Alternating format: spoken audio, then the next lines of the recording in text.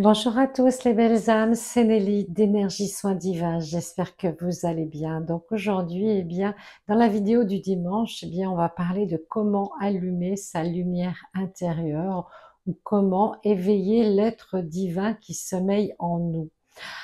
Pensez aussi à liker, à partager et à vous abonner à ma chaîne. C'est la petite cloche en bas à droite. Merci beaucoup. Donc, allumer sa lumière intérieure, ça signifie retrouver notre état originel puisque nous sommes des êtres divins venus nous incarner sur Terre. Et qu'est-ce qui nous empêche d'être lumineux, d'être éveillés tous autant que nous sommes?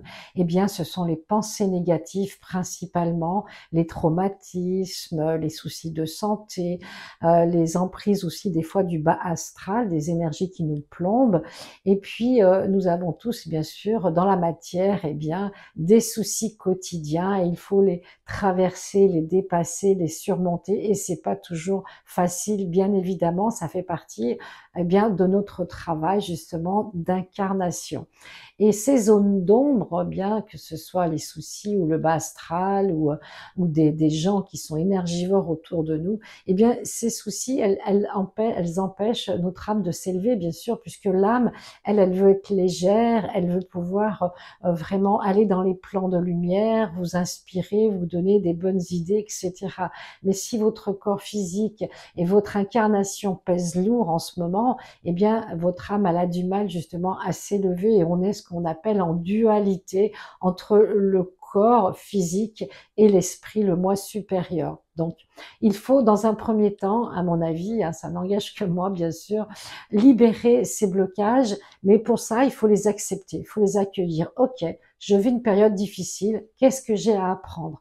Moi, la vie, l'expérience m'a appris justement que quand je vivais une période difficile, où tout se bloquait, où tout était freiné, c'est que j'avais quelque chose à travailler sur moi justement, qui avait une part de moi, peut-être une blessure de mon âme, une mémoire karmique, une mémoire transgénérationnelle, ou aussi mon enfant intérieur, qui souffrait. Il y avait une souffrance, il y avait une blessure, il y avait vraiment quelque chose qui m'empêchait justement de pouvoir ouvrir ses capacités, ses possibilités. Donc on accueille. Ok, je vis ça, c'est pas facile, je l'accepte. Faut jamais bloquer, ça sert à rien, ça revient de toute façon. On l'accepte et qu'est-ce que je peux faire? Est-ce que j'ai un pouvoir dessus? Est-ce que ça m'appartient? C'est vraiment une phrase en ce moment qui est récurrente, que je transmets dans mes formations, dans mes soins. C'est vous avez un souci, est-ce qu'il vous appartient ce souci? Est-ce que vous avez la main dessus? Si oui, trouvez des solutions et vous réglerez votre problème avec le temps, avec du bon sens, avec du courage. Si ça ne vous appartient pas, que ce n'est pas votre problème à vous, vous ne pouvez rien faire, donc ça sert à rien. Envoyez de la paix, des bonnes énergies, de la lumière à à ce souci, à cette difficulté, mais ne la prenez pas pour vous si elle ne vous appartient pas. C'est déjà un premier pas.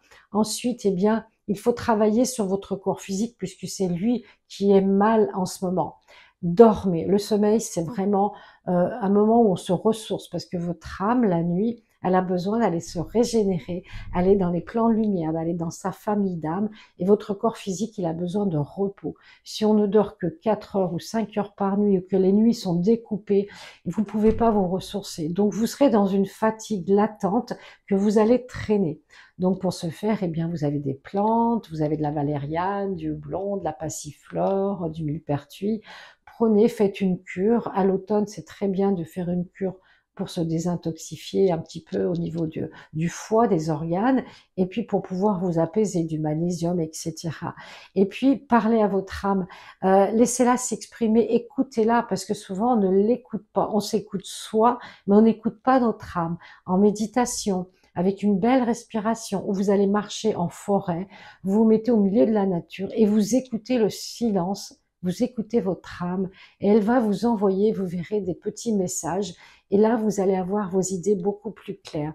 Et pour vraiment orienter les pensées, eh bien, il faut aussi que vous soyez acteur, c'est-à-dire ne pas subir des pensées négatives en continu, si on écoute des mauvaises informations, ou s'il y a des gens qui sont très pessimistes autour de vous, vous laissez glisser autour de vous et vous vous dites ça ne m'appartient pas. Et c'est vraiment important de se détacher, de prendre du recul parce que vous avez beaucoup mieux à faire, à élever votre âme, votre capacité spirituelle va s'éveiller si vous restez centré dans votre chakra cœur, avec une belle respiration, avec plein de petits plaisirs dans la journée, hein. Ça peut être prendre un thé avec une amie, ça peut être écouter une belle musique, aller se promener avec votre animal préféré. C'est des petites choses très importantes qui vont vous oxygéner le corps physique, bien sûr, mais aussi l'âme. L'âme, elle a besoin d'ouverture, de grandeur, de lumière, aller au soleil, aller prendre l'air.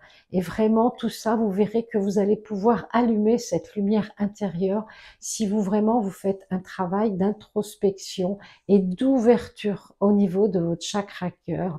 Voilà, j'espère que cette vidéo vous aura aidé. Prenez le temps, prenez soin de vous, c'est important. À bientôt. Namasté.